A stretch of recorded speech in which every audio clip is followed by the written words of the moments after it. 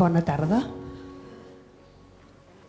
Avui som aquí per presentar la segona part del dietari de Canonges, del molt honorable president Quim Torra.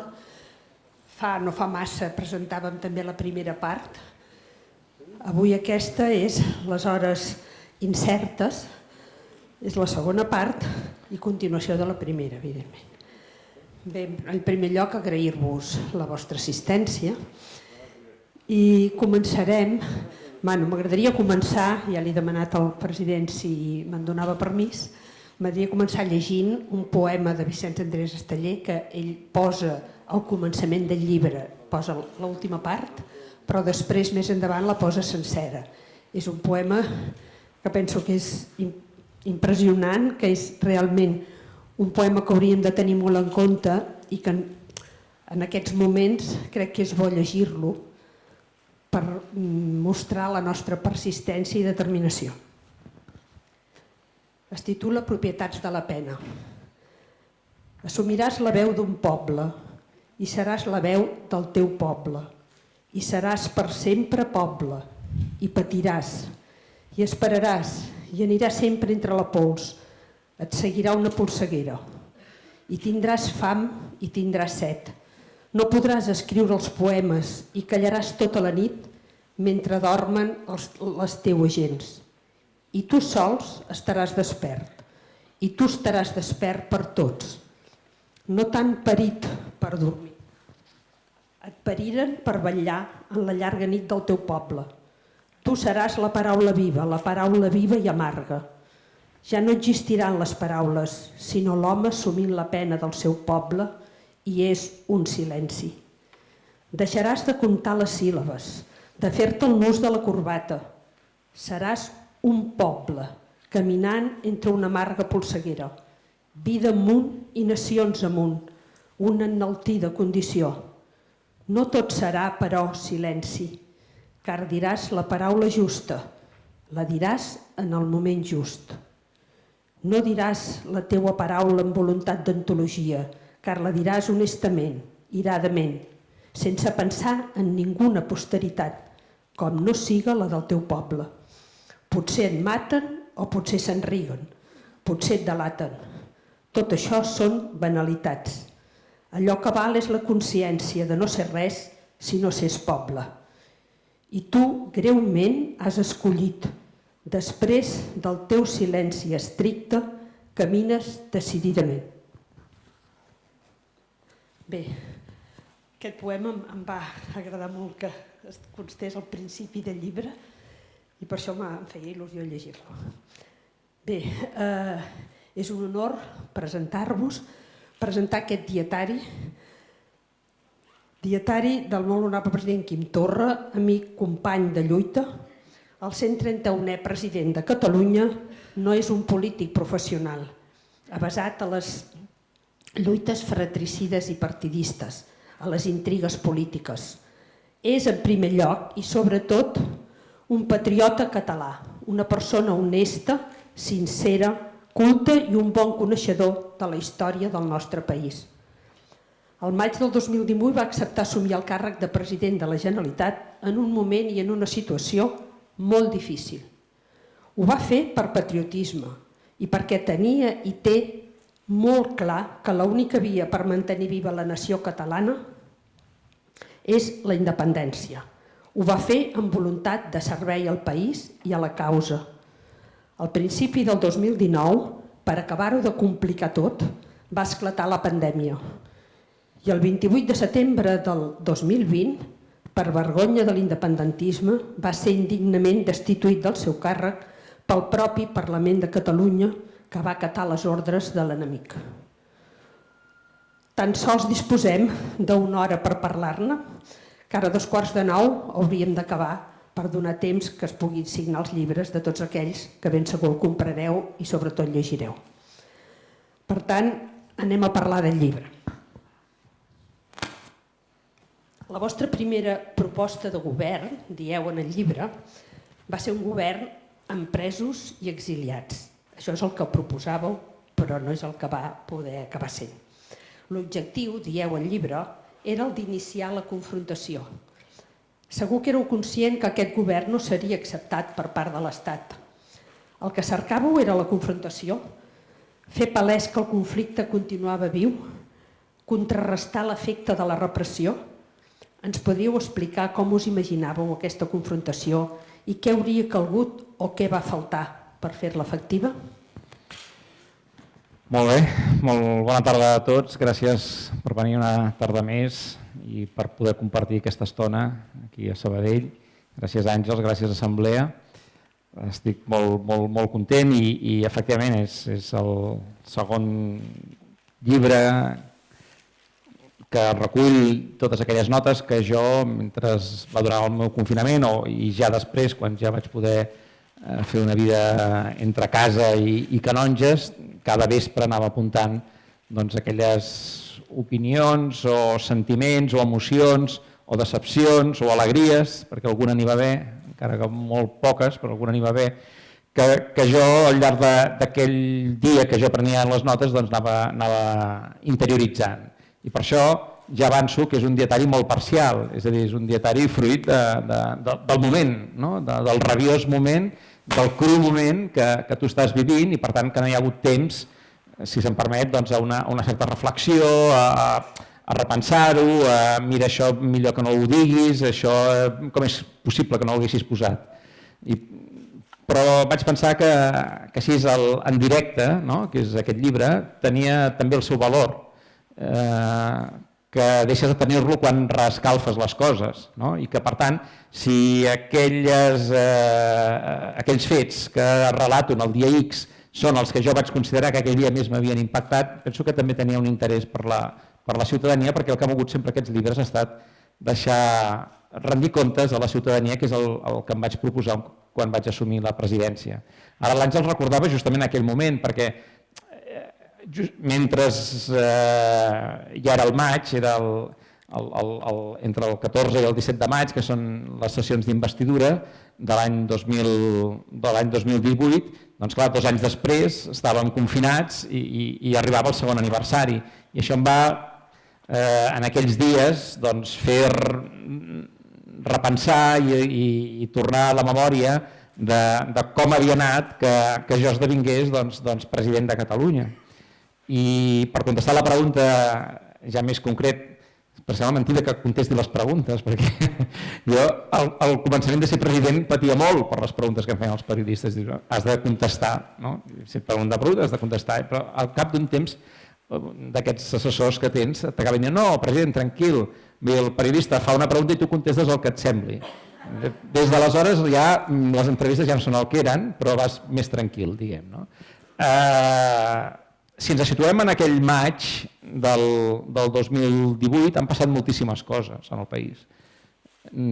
Sobretot va passar l'octubre del 2017, que penso que tots vam viure amb una esperança que finalment no va reeixir, en el sentit que aquella república proclamada no va esdevenir una república efectiva. Penso que no ho va esdevenir perquè no van voler-la defensar. I per tant aquest serà un dels eixos que segurament al llarg de la conversa anirà sortint. Jo aleshores no tenia cap mena de responsabilitat política, però just passat aquest mes d'octubre vaig rebre una trucada del president de la Generalitat animant-me a participar en la seva llista. Jo no havia estat mai en política, havia treballat uns anys, com sabeu, com a vicepresident a Òmnium i en el període de transició també de president, però diguem en parapolítica, però política de primera línia no mai. Total, que vaig dir que sí al president i van anar aquelles eleccions en les que guanya la llista del president, Junts per Catalunya, però que penso que tots plegats ja vam cometre el primer gran error. Potser el primer gran error va ser anar a les eleccions, això ja qui ho explica. Però en qualsevol cas el que és segur que va ser un error important de tot l'independentisme va ser no escollir el president Puigdemont aquell famós 30 de gener del 2018. En aquella no elecció en la qual jo us puc dir que jo vaig participar molt directament, no en la no elecció, sinó en l'elecció del president Puigdemont, perquè vaig estar negociant amb la CUP, vaig escriure el discurs que havia de llegir-se en la sessió d'investidura del president Puigdemont, etc. És a dir, jo anava el dia 29 de gener o 30, no me'n recordo, perdoneu, jo anava al Parlament convençut que escollíem el president Puigdemont. I aquesta és una de les experiències que tinc de la política més bèstia, és a dir, com és possible que jo, que havia estat treballant per la investidura, que ho tenia tot lligat amb la CUP, amb Esquerra, amb tothom, arribo l'endemà i resulta que tot allò que jo pensava que estava pactat i que anàvem a fer, tot s'evapora, no? I això penso que també ja és un fet greu que crec que no hauria de passar en la política catalana i menys en un país o en uns partits que volen la independència del seu país. No? Després van haver-hi les altres no investidures, tant del Jordi Sánchez, del Jordi Turull, a més a cada qual més incomprensibles, no? i moralment més difícils d'acceptar. No? Aquella no investidura del Jordi Turull, penso que tots la tenim molt present. I finalment, doncs, sense que jo mai m'ho hagués pogut imaginar, el president Puigdemont va oferir-me a ser president de Catalunya. Jo reflexiono en el llibre, dic, jo per què vaig acceptar ser president de Catalunya?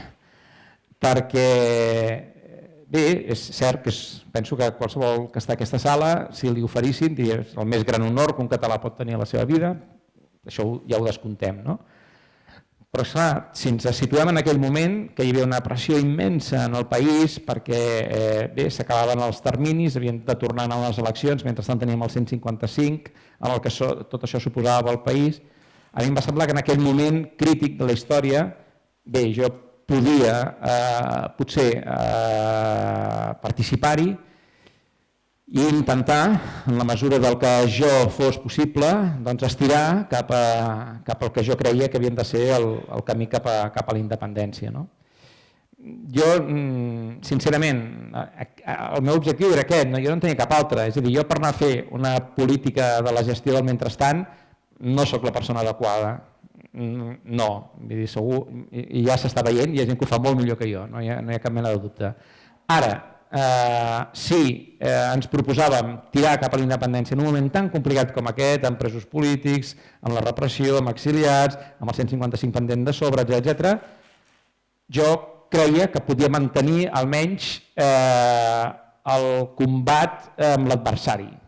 Per mi, l'adversari era el govern espanyol, que inicialment, quan jo surto del Parlament escollit aquell dia, és el president Rajoy, però al cap d'unes setmanes, com sabeu, la moció de censura, i passa a ser el president Sánchez. És igual, a mi tant se me'n donava.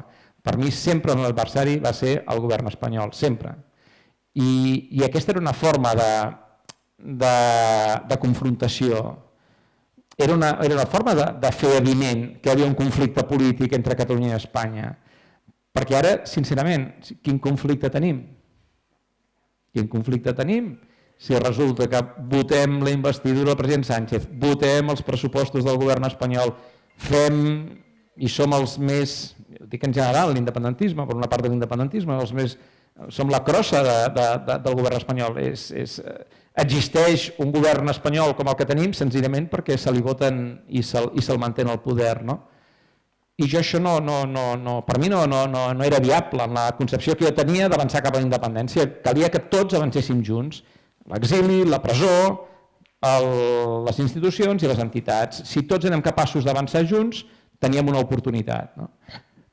I aquest va ser una mica el meu plantejament de conflicte. No? I per tant, bé, després sabeu perfectament com ha anat l'esdevenir de la història, però jo en aquell moment m'enfronto a la presidència primer sabent que tot allò podia acabar no sé com, perquè és evident que si tu vas a intentar complir un programa independentista no acabaràs.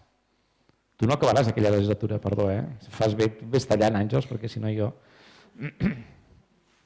Què és el que va fallar o el que va faltar perquè no aconseguíssiu que aquesta legislatura passada fos una legislatura de confrontació? Perquè un president pot fer moltes coses, però no deixa de ser un més de molts i d'una gran complexitat que té la política catalana, i en aquell moment la por que fruit de la repressió havia fet ja molt forat en molts dels polítics catalans, i a més hi havia un judici importantíssim, amb unes estratègies de defensa que calia respectar. I per tant, era tot d'una complexitat enorme. No? Ara, ja dic, una cosa és convertir-te en el soci del govern espanyol, l'altra és, amb totes les dificultats que pogués comportar, mantenir-te amb un horitzó, que és el que jo trobo faltant en aquests moments del govern català, que no hi ha cap horitzó per arribar a la independència. Sí. Avui justament llegia al Món un article d'en Josep Costa i parlant de vos, deia: viviu en una paradoxa d'haver acceptat presidir un govern que vos mai no hauríeu fet, perquè éreu de la minoria que pensava que després de la renúncia d'Esquerra a restituir el govern legítim del 1 d'octubre, el més lògic hauria estat tornar a fer eleccions. Ens ho podríeu desenvolupar una mica més? És una mica ja història que té un interès relatiu per com han anat les coses i perquè s'han de veure en aquell moment molt concret.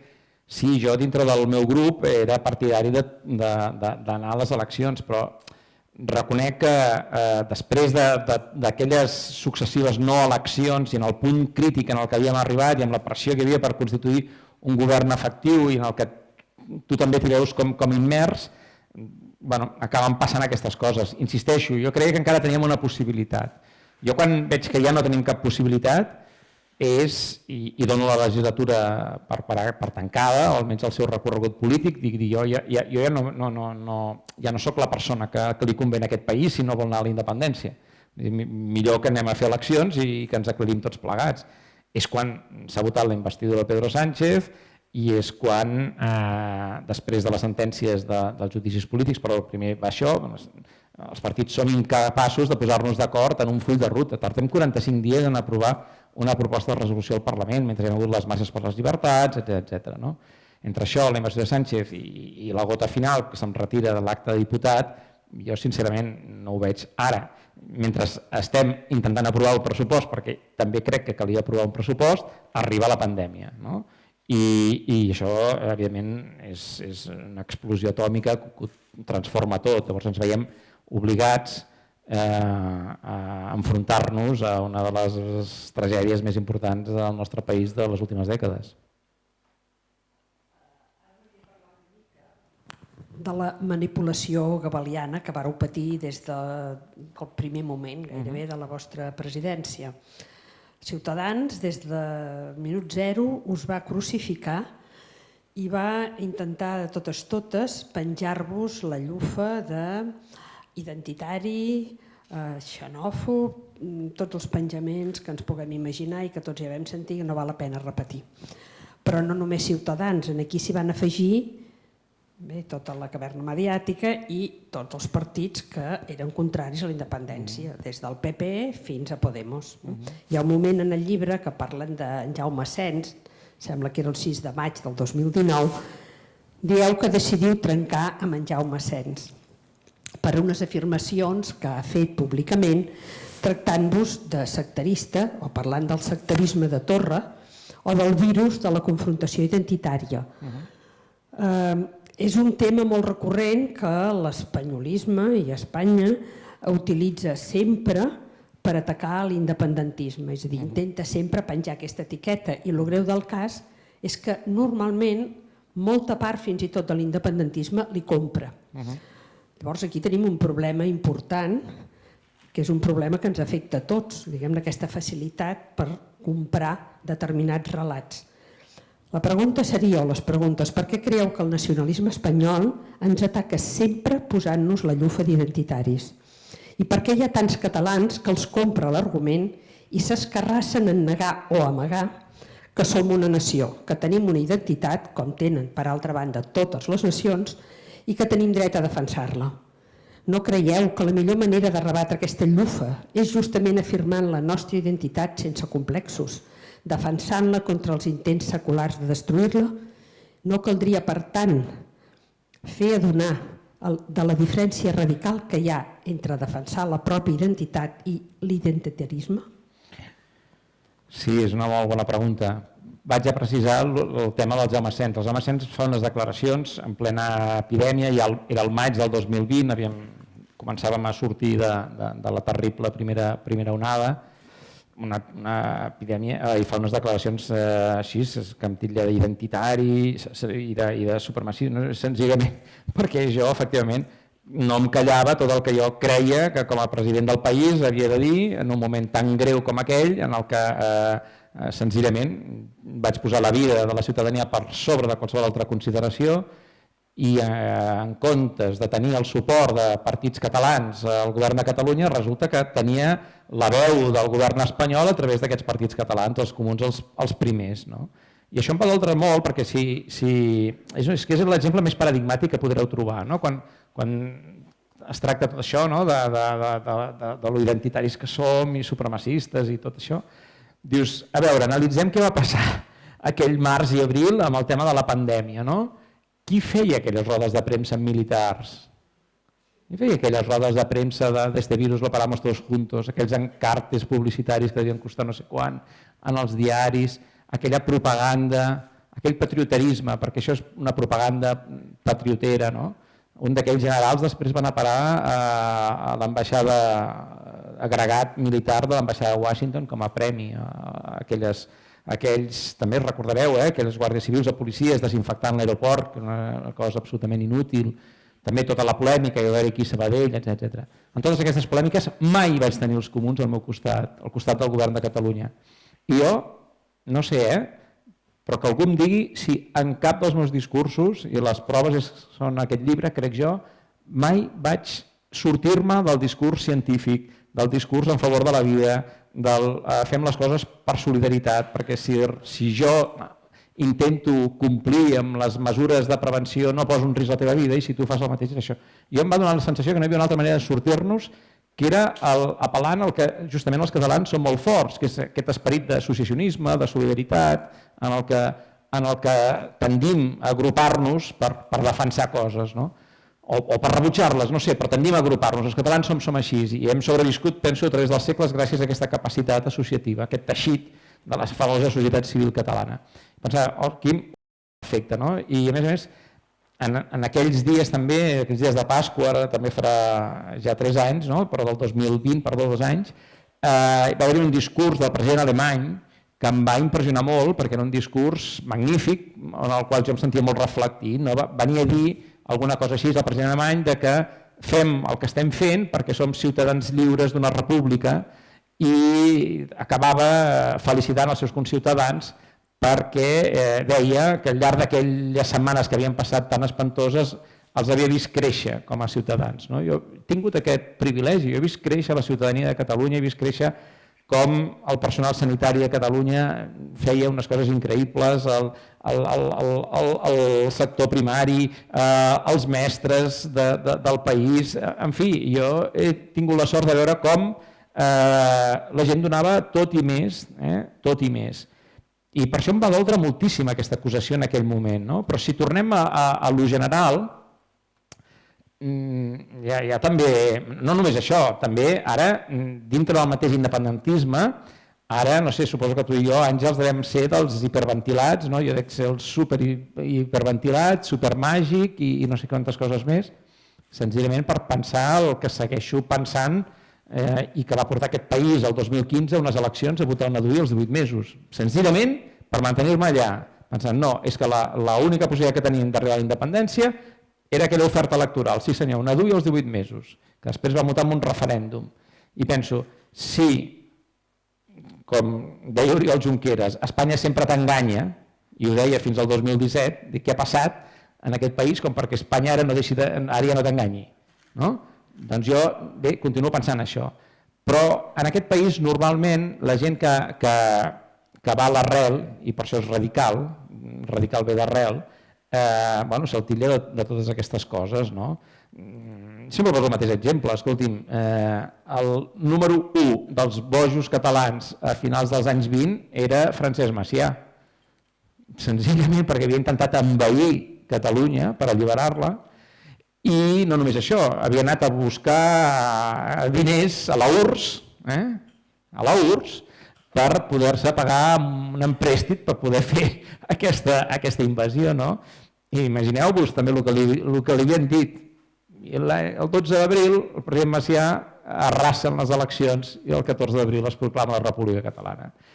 Vull dir que hem de fer-ne un cas molt relatiu a tot això, tot i que ens dolgui. Jo he de reconèixer, quan va començar aquesta campanya, a mi em va doldre molt superar-ho, moltíssim, vam pensar, no sé ben bé de qui parla, perquè jo no sóc aquesta persona, però bueno, vam presentar com una espècie de monstre que després va continuar també durant la pandèmia. No? Me'n recordo que vaig fer una entrevista a la BBC posant en qüestió la política que està fent Espanya de la gestió sanitària i bueno, se'n va dir de tot, però de tot, de tot. Penso que després del president Puigdemont vaig jo en el rànquing d'insults. A vegades jo frec a frec l'he aconseguit superar i tot, però no passa res, vull dir, és així, tu ningú et felicitarà per part de l'estat espanyol perquè tu vulguis la independència del teu país, no? Això ja ho sabem, però és que a més hi haurà tota una campanya mediàtica al teu voltant per intentar destruir-te i socavar els fonaments, però escolta, Macià va guanyar les eleccions, per exemple, Puigdemont va guanyar les eleccions, vull dir que tenim la força de no haver de dependre de tots aquests mitjans i de tota aquesta crosta que fa que justament som ciutadans lliures i busquem les nostres opinions i ens reunim amb gent i parlem i tenim Twitter i tenim l'altre i tenim l'Assemblea, Òmniums i moltes entitats. No? Doncs deixem els demés i fixem-nos en nosaltres. Vàreu acabar el vostre mandat afirmant que l'autonomia era un fre, un obstacle per la independència, que és el que volíem aconseguir. Vos vareu proposar la renda bàsica universal, la suspensió total d'impostos, congelar el temps a les pimes, als autònoms, a les empreses. Vau proposar també subvencions i no préstecs i no us en vareu sortir. Quines dificultats i quins obstacles ho van impedir? És possible fer, per exemple, política social sense ser un estat, tenint un estat en contra o fins i tot sent una colònia o un país ocupat? Jo soc dels que dic que aquest país és inviable cada dia que passa, que continua sent dependent d'Espanya, perquè és insuportable un dèficit fiscal, per qualsevol país és insuportable un dèficit fiscal de 15.000 milions d'euros. Vull dir, el seu PIB, els seus conciutadans no poden aguantar-ho.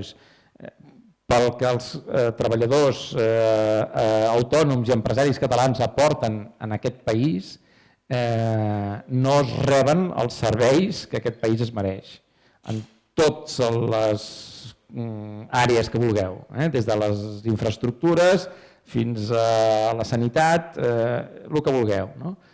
Per tant, si això ja esdevé dramàtic en un any normal, enmig d'una pandèmia, és catastròfic, perquè enmig d'una pandèmia i d'una situació tan excepcional com pugui ser aquesta, en què el món està aturat, és l'hora dels estats, és hora de fer servir tota la teva força i totes les teves competències per ajudar els teus conciutadans. Jo és que em pujava per les parets quan parlava amb amics meus que estan vivint en altres parts del món i em deien, mira, aquí ens han tancat, tinc un restaurant i ens han tancat, però és que l'estat francès ens ingressa la facturació del mes directament al compte corrent del restaurant, per exemple. Era el moment per fer les coses bé, ràpides i sobretot keynesianament, és a dir, el moment perquè l'Estat s'endeutés fins a les celles, perquè gastéssim tot el que podíem gastar per justament no permetre que hi hagués una crisi social important com jo em temia que podia passar. I per això dic que aquest segon volum, primer pot ser més el president solitari, aquest és el president de la impotència, perquè jo em veia impotent de poder respondre a les necessitats que el país demanava. Però si em permets, no només són aquests grans temes. Jo sabeu que visc ara a Santa Coloma de Farners, a la Selva. Bé, allà tenim una amenaça, que és una línia de molta alta tensió, que pot passar molt a prop de molts pobles i que és absolutament innecessària. Bé, tots els ajuntaments de la comarca estan en contra, el Consell Comarcal està en contra, la Diputació de Girona està en contra, el Parlament de Catalunya està en contra, però és que resulta que la MAT es decideix des de Madrid.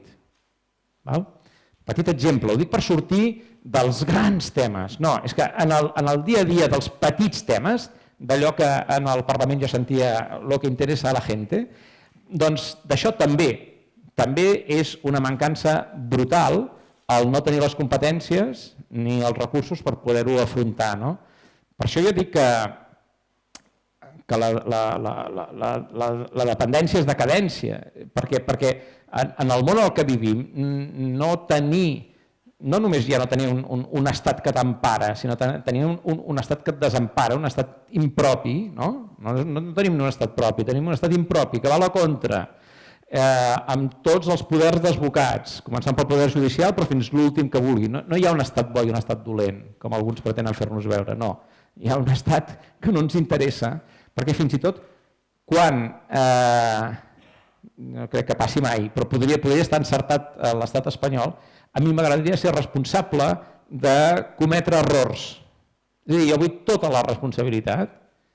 Em sembla que és el que tenen els pobles normals, tenen tota la responsabilitat per prendre les seves decisions i per això hi ha eleccions, etc. Vull dir que aquest país a mig fer, del qual totes les mobilitzacions independentistes, des de les consultes d'Arenys i molt abans, però la consulta d'Arenys, les consultes populars, 9-N, les mobilitzacions, tot això acaba canalitzant, i jo estic insistint molt a aquestes presentacions i aquests dies, en l'esperit del 2015, que dic jo, que obliguem els partits a dues coses. Un, a que la màquina trituradora dels partits s'aturi per uns moments, posem que un barrot a la roda queda allà travada, i aconseguim que els pactes no siguin post-eleccions, sinó que siguin previs. El Junts per Sí o la CUP, i per tant que hi ha una proposta a la ciutadania prèvia. I hi ha un objectiu compartit. Per primera vegada tenim un objectiu compartit, no? Primera, per tant, ja alterem la dinàmica dels partits i això ho fa la gent. No teniu cap dubte, cap d'aquells partits estava interessats en fer Junts pel Sí. Voldrien seguir ells, però és la ciutadania la que força aquesta confluència. I dos, forcem també allò que ens hem anat convencent nosaltres mateixos perquè senzillament hem posat arguments per sobre la taula, hem fet centenars d'informes dels Consells Assessors de la Transició Nacional. Cap país, us asseguro, s'ha estudiat tant a si mateix per arribar a la independència i veure quines conseqüències. I d'una manera molt assenyada arribem a la conclusió que, escolti'm, això només ho resolem si, com avui també ha sortit una enquesta molt interessant, el 70% dels independentistes catalans diuen i afirmen, si anem a després, evidentment, d'una validació democràtica, anem a una desobediència sostinguda en el temps i continuada, que no vol dir una altra cosa, perquè sempre parlem de la desobediència, però com li agrada dir a la Muriel Casals, per què no parlem d'obediència a les lleis catalanes? Perquè era això el que havíem de fer, el 2017 va d'això. Les famoses lleis de transitorietat, etc. Era obeíem o no obeíem a les lleis catalanes. Bé, per això no només cal declarar-ho, cal defensar-ho. I aquest és el que penso que és la gran lliçó del proper embat.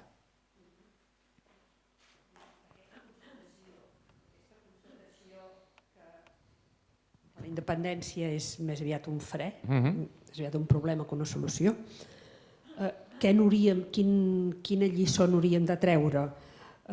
Com podem avançar cap a la independència i saltar aquest obstacle que és, diguem-ne, l'autonomia servil en la que estem immersos? A veure, és evident, jo aquesta idea de l'autonomia com a obstacle, si la puc explicar una mica, és per dir, jo per mi, per un partit independentista, per un govern independentista, no té sentit quedar-te en la gestió del mentrestant, perquè això jo ja ho dono per descomptat. O sigui que tu gestionaràs les competències que tens amb els pressupostos que tens, ho dono per descomptat, també ho fa l'Ajuntament de Sabadell o la Diputació de Barcelona, tothom té competències i pressupostos, molt bé, això ja està, d'acord? Però això no és l'objectiu, no pot ser el nostre objectiu aquest. O sigui, el nostre objectiu és tenir un horitzó clar, perquè si estem en un procés d'independència, si resulta que això ja ho hem deixat de banda, cap problema, llavors dediquem-nos a gestionar el que faci falta i grans esdeveniments al canto. Però si el tema és la independència a Catalunya, doncs el que no pot ser és que el mentrestant ens col·lapsi. I des d'aquest punt de vista hi ha una certa atracció d'alguns polítics a ser col·lapsats, a dir, mira, ja estem aquí molt còmodes gestionant. És que ha de ser molt còmode també. Jo, escolta'm, carai, si t'oblides de la independència, doncs mira, vas aquí, allà, etc. Tens els teus problemes com té el president de Múrcia, que que canteu tenir i que és greu i que en aquests moments, d'acord, que és gravíssim, però és que resulta que nosaltres volem ser independents. Per mi aquesta és la gran... I com que l'ideal és tan grandiós, perquè és gran que un poble decideixi ser independent i ho hem de viure joiosament, si em permeteu l'expressió, no? Amb l'alegria de la revolució dels somriures. Sí, ja sé, molt denostat, s'ha fet molta broma i molt naïf, però resulta que, escolta, mai vam estar tan amunt com quan la Muriel Casals revolucionàriament somreia, per entendre'ns, perquè també hi hem de posar-hi aquest punt de grandesa al que estem fent. De grandesa i alhora de normalitat, perquè molts pobles abans que nosaltres s'han independitzats tampoc som tan especials els catalans. Senzillament, escolta'm, si ens ho proposem, ho hem de fer. Que té sacrificis? Té sacrificis. Que el guany és per les generacions que vindran? El guany és per les generacions que vindran. Penso que això és evident. Ara, només per estalviar-se totes aquestes hores que hem passat junts, que moltes vegades són molt agradables, però de manifestacions, de conferències, etc., pels nostres fills i nets, oi? Només per això ja valdria la pena ja tenir un país lliure, tu. Ja no cal que us torneu a reunir per fer-lo independent, no? Això valdria la pena. Teniu raó quan dieu que el 2015 vam aconseguir, la força de la gent va aconseguir trencar aquests cursers dels partits i forçar una coalició de partits independentistes. No vam aconseguir que hi fossin tots, però bé, es va aconseguir una cosa que fins a l'últim moment semblava impossible. Però també és veritat, almenys jo ho veig així, que va ser una cosa tan forçada que després ens vam adonar que com que no era d'acord, com que no tots els que hi van participar i els que hi van jugar ja estaven d'acord, doncs aleshores una cosa és el que van dir i aparentment vas fer i l'altra cosa és el que de debò va passar a partir d'aquell moment. Que també en parleu en el llibre i també es dedueix que una de les altres lliçons que traieu de la vostra experiència com a president i del pas per la política professional és que els partits són un altre, en aquests moments i per fer el que volen fer, no dic per tot, però sí per això, un obstacle important. La lluita entre partits ha estat present, més o menys, en tots els processos d'independència. No és només aquí a Catalunya que ens passen aquestes coses, però els que ho patim, ara i aquí, tenim la impressió que Catalunya és més acarnissada. Potser és una impressió, perquè la patim nosaltres, no? Però també que és una constant en la nostra història. Com es pot vèncer o què proposaríeu per superar aquest obstacle dels partits? Que jo molta experiència no en tinc. Jo he estat 3 anys en política.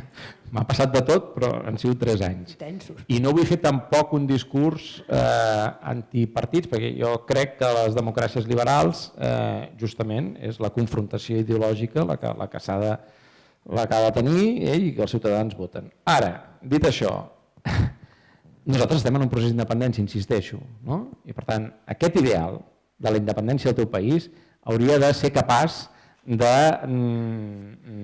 permetre'ns que el caïnisme polític que arrosseguem tots plegats des de fa anys doncs s'aturés. I en algun moment, jo crec que en algun moment hem estat capaços, és a dir, quan la ciutadania posa els dos carrils d'anar cap al referèndum, estem fent que els partits polítics no es puguin escapar d'aquells murs. Ja haurien volgut no anar-hi, però estàvem allà empenyent i arribem allà.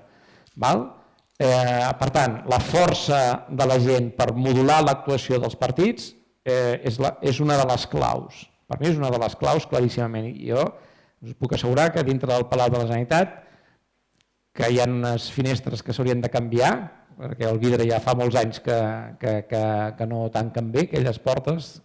Se sent molt bé la gent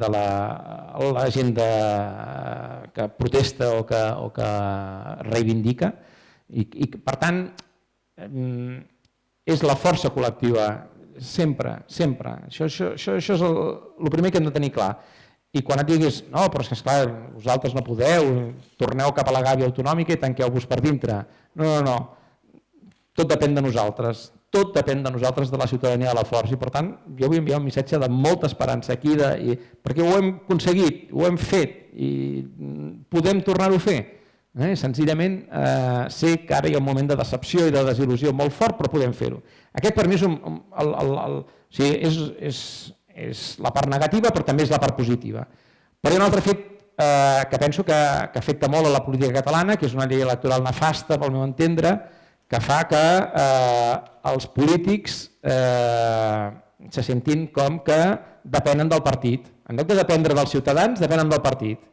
I per tant que si es mouen a la foto no sortiran, no els posaran a les llistes. Com que tenim llistes tancades, i això fa que els partits tinguin una predominància sobre els polítics éssers humans molt important. Jo soc partidari, o sigui, en aquest sentit, també per evitar això, de petites circumscripcions electorals en les que fins i tot potser no acaba sortir del teu candidat, però saps que aquest candidat té una oficina oberta en el carrer tal on tu pots anar-te a queixar i coneixes qui són els teus representants. En aquests moments cap de nosaltres sabem bé qui ens representa al Parlament, quins són els nostres diputats, com ens hi podem adreçar, per què. I fins que els polítics no depenguin, no s'espantin més de nosaltres que no dels secretaris generals dels partits, aquí també tindrem una altra mancança. O sigui, jo veig aquestes dues mancances, però insisteixo, la primera té una solució, que som nosaltres. Per tant, si els partits es comporten com es comporten, és perquè els ho deixem fer, senzillament. Perquè si estiguéssim en una altra actitud, doncs els partits ja es cuidarien de modular també el seu comportament o de defensar el que han de defensar.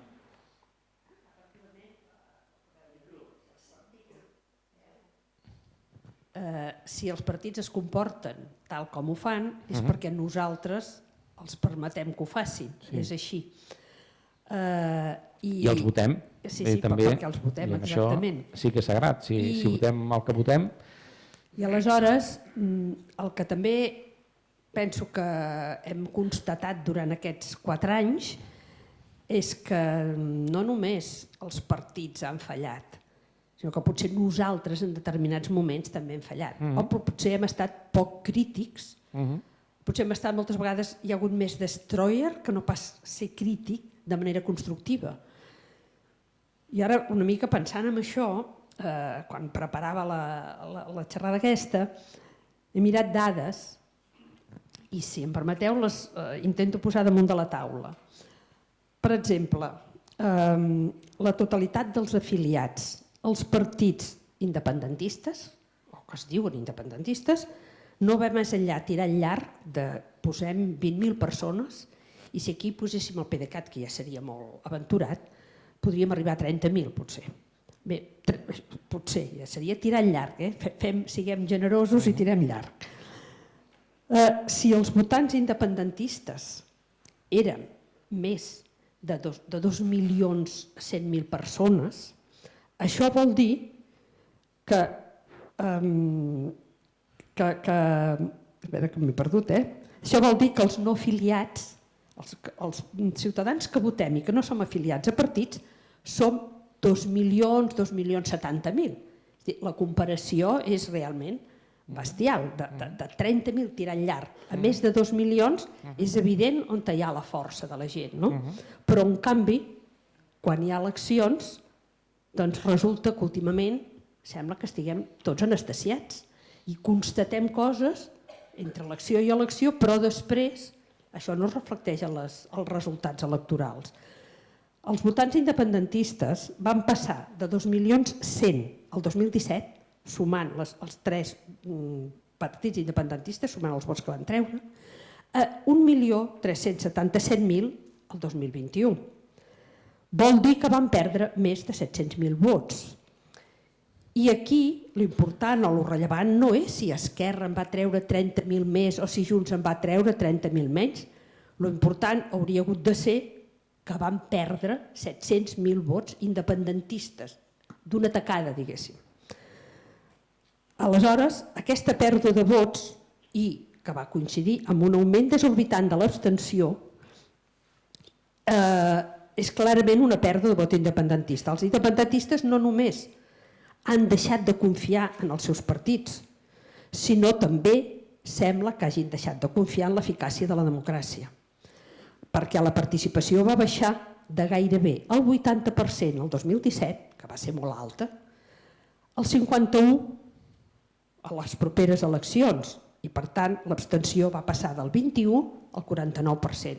Són unes dades molt bèsties.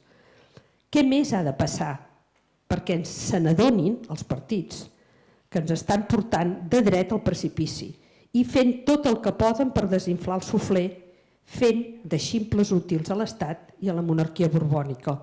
És possible que se n'adonin o som nosaltres els que ens hem d'adonar que en són incapaços de fer-ho i hem de passar olímpicament dels partits a les properes eleccions? També hi ha els moments, no? Passa la vida parlant del momentum, els moments, no? I és evident que el desembre del 2017, amb tot el que havia passat, gairebé que era com una ratificació de l'octubre, i per això aquell resultat espectacular, quan a més Mariano Rajoy, després de carregar-se les institucions catalanes, convoca unes eleccions amb l'esperança que ja estàvem anul·lats, i jo penso que contra això la ciutadania va treure aquell resultat espectacular. I en canvi a les darreres eleccions tampoc hi havia aquesta sensació que ens ho jugàvem tot, segurament. I en qualsevol cas, si nosaltres també vam perdre tots aquests 700.000 vots, imagina't els meus amics de Ciutadans, els que en van arribar a perdre. Per cert, parlant d'això dels resultats de Ciutadans, se m'ha subestimat molt a mi en aquest país, i especialment amb les meves visions de futuròleg, perquè recordaran que en una de les intervencions al Parlament de Catalunya, quan ja molt al final, jo ja anava bastant suelto aquells últims, que he de reconèixer que normalment allò de sessió de control al president, sessió de, com n'hi dèiem, això de tortura al president, perquè clar, tu no saps què et preguntaran els partits, no ho saps, i van a veure si busquen la pregunta que no tinguis ni idea, lògicament, i tu has de preparar-te 30.000 temes per veure si pots d'alguna manera esquivar-los i contestar-los. Doncs en una d'aquestes últimes sessions de Ciutadans, quan ja es veia el naufragi absolut, em vaig dirigir al grup i crec que vostès quedaran entre 6 i 7 diputats, i pam, clavat. Vull dir que això deia. Però bueno, tornant a la pregunta, sí, també ens hem de plantejar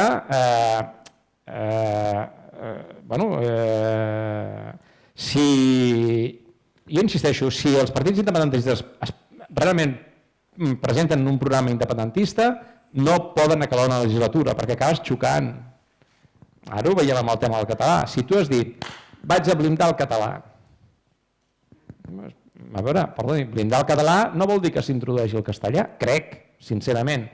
Vull dir que, a més, tal com s'ha fet aquesta història, primer vas a una manifestació, després et fas una foto, després no sé què, acaba apareixent allà 4 persones pobres i dius, miri, presentem això.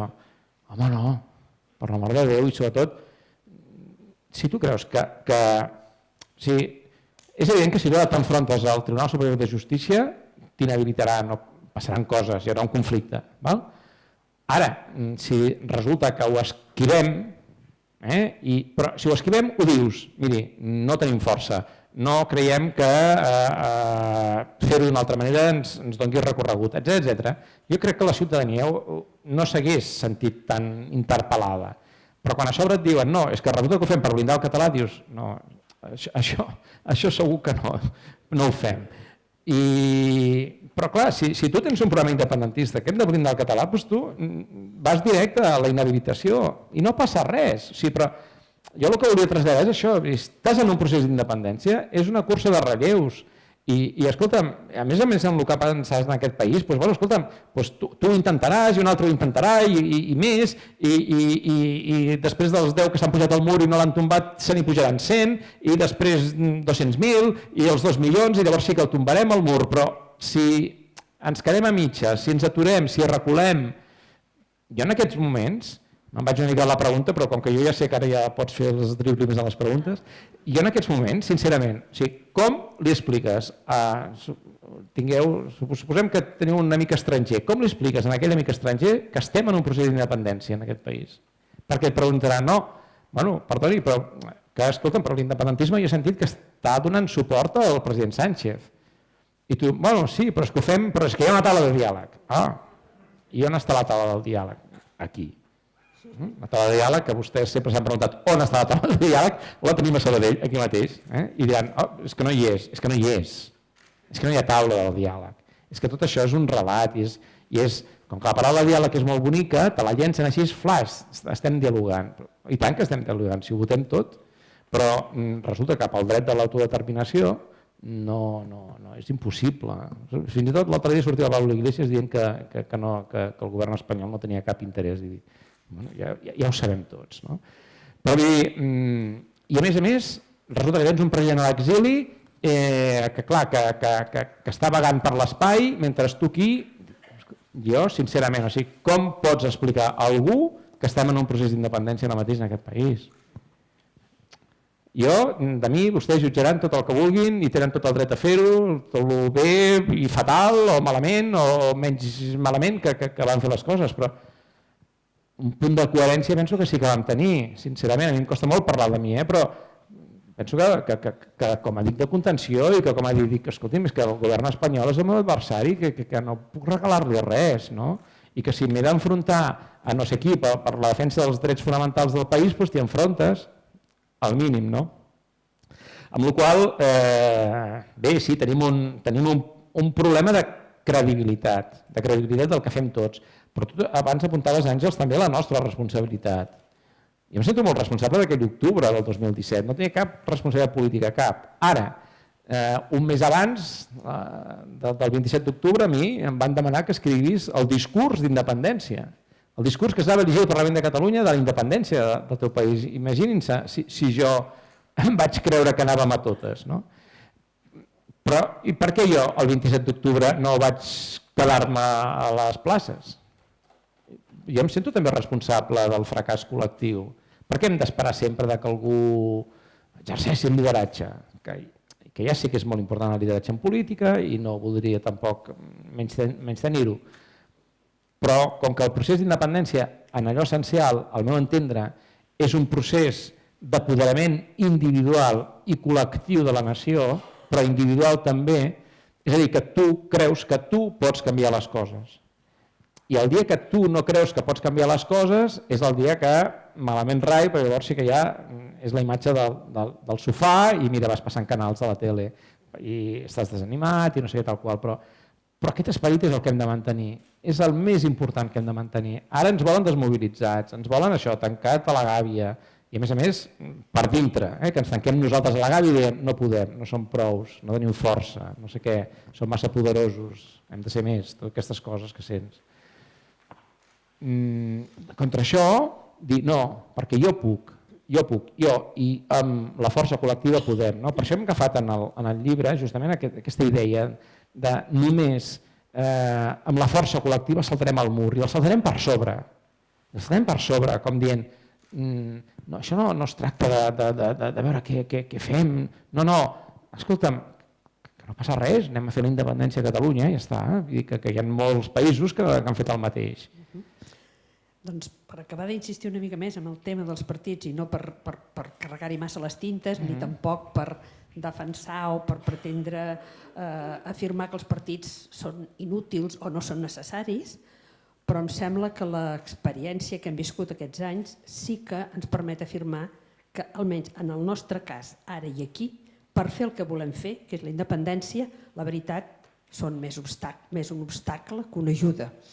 Però en canvi, a mi em sembla que seguim obsessionats i posant la banya amb el tema de creure que la unitat passa per la unitat dels partits quan sabem que els partits no estan per la feina.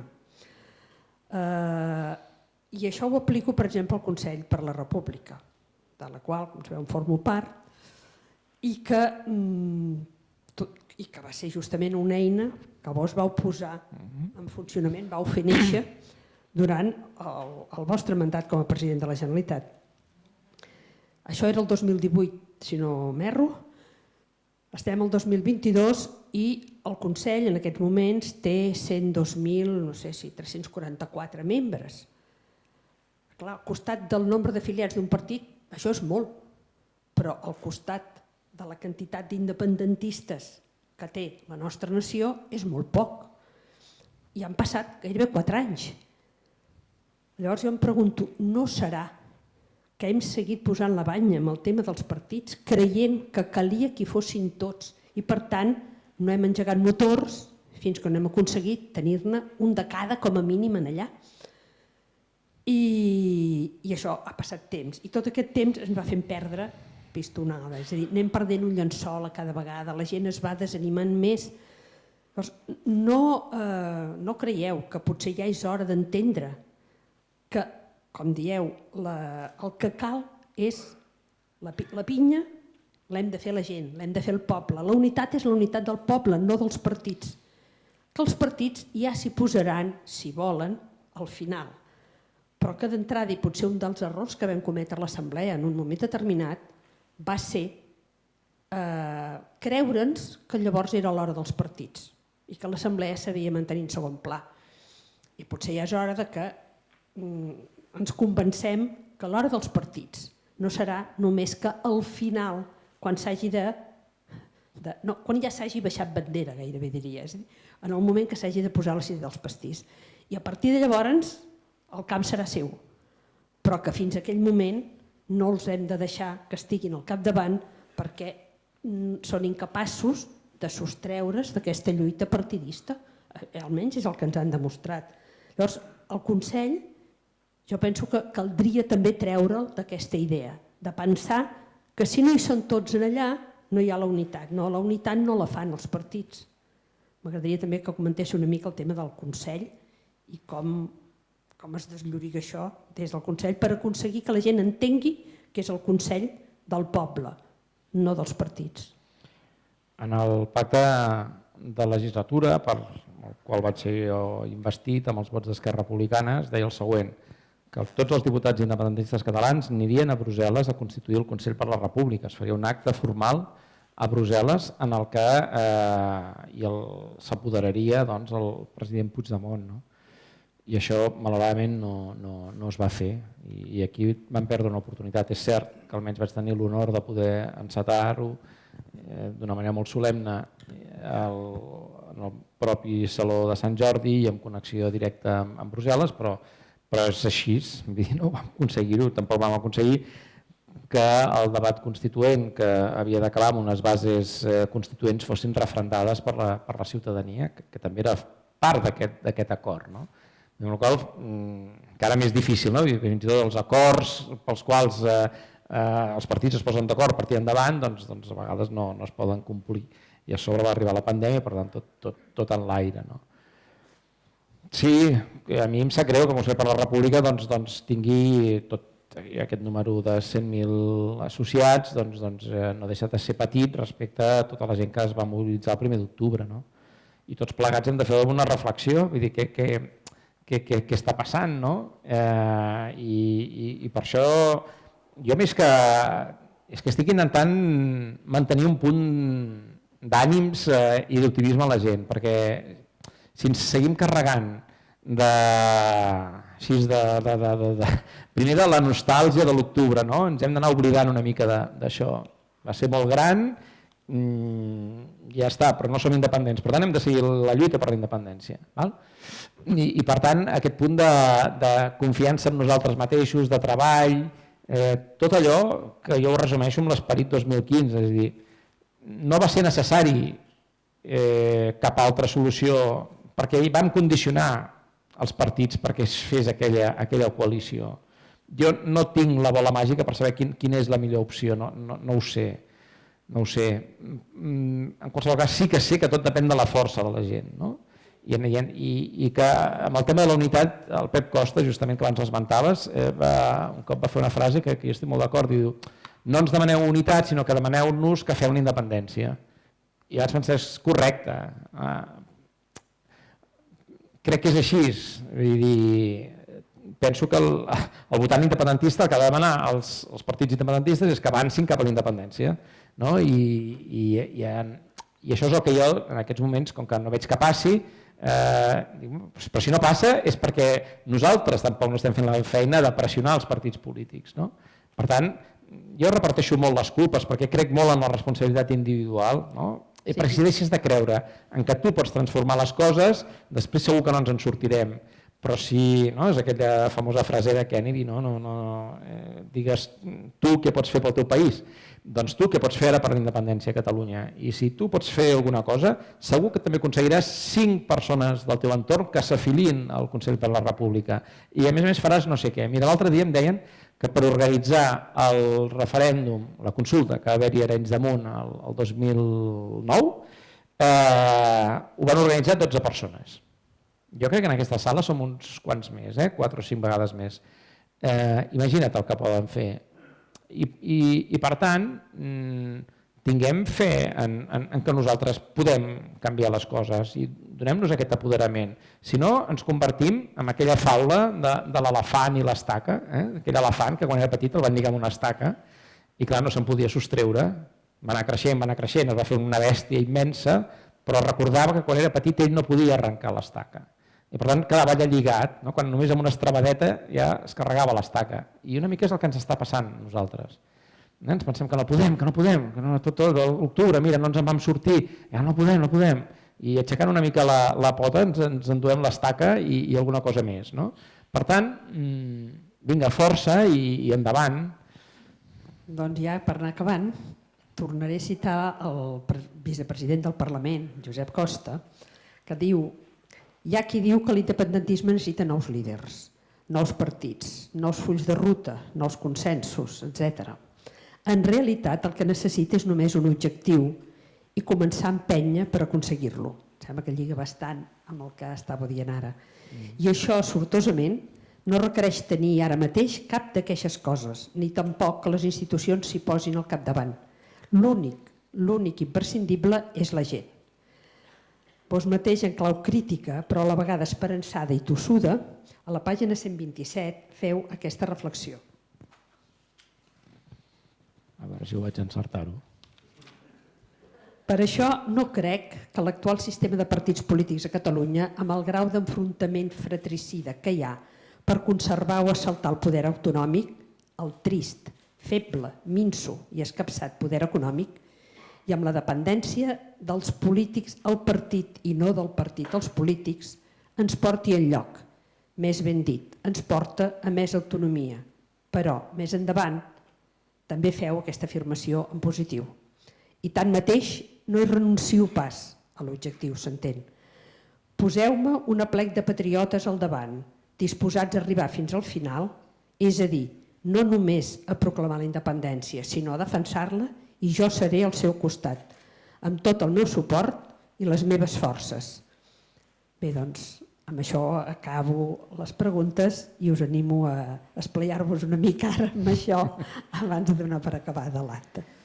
No, jo ho crec així, sincerament. És que no... Hi he donat moltes voltes, no? També és veritat que la gent em pregunta, bueno, si ara estem com estem, desanimats, etc. i a l'octubre no vam aconseguir-ho, dic, no, perdó, és que a l'octubre no vam acabar-ho. No, jo no considero que a l'octubre féssim tot allò que estava previst que féssim. A part de la declaració d'independència, doncs calia haver-la defensat. I jo creia, després del 1er i el 3 d'octubre, també us animo a llegir el llibre de la Clara Ponsatí, penso que és bastant clarivident sobre què va passar aquell mes d'octubre. Penso que precisament si alguna cosa estava esperant al món era això, que els catalans després d'haver anat a votar, que els paguessin, d'haver resistit, d'haver fet aquelles manifestacions massives, el discurs del rei, etc., estava senzillament, li semblava de lo més lògic del món que declaréssim la independència i que d'una manera determinada, com van fer el 1er d'octubre, doncs senzillament creéssim un greu problema a l'estat espanyol, perquè això també va d'això. No ho podem fer d'una altra manera. És a dir, l'estat espanyol està constituït en base a la indissoluble unitat de la pàtria, garantida per la Constitució, l'exèrcit, el poder judicial i tot el que vulguis. Trencar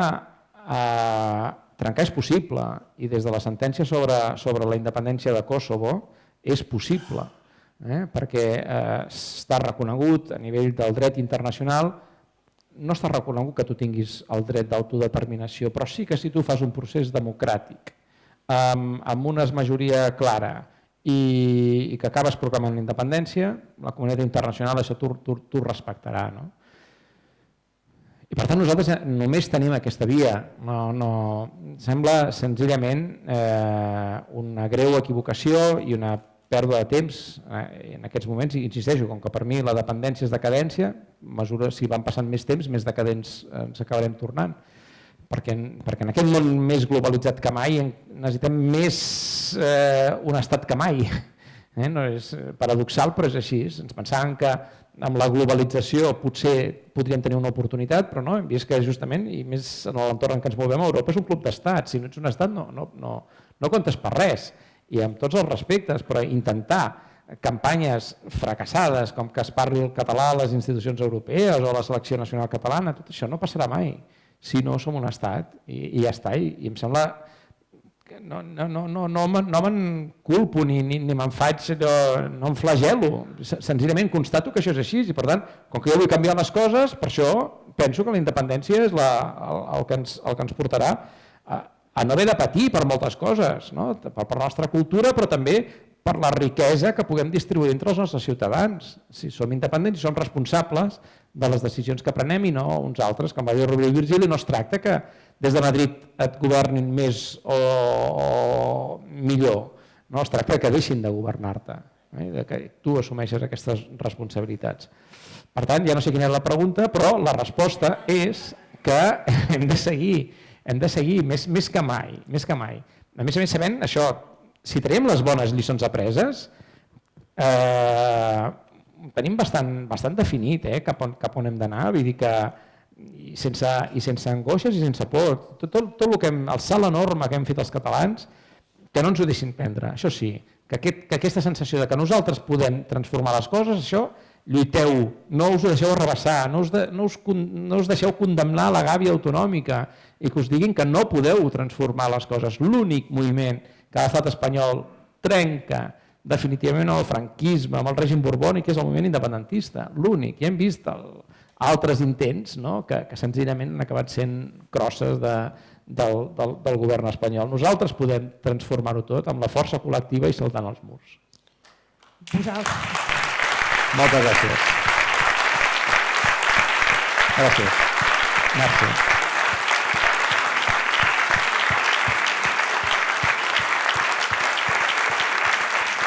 Gràcies. Moltes gràcies.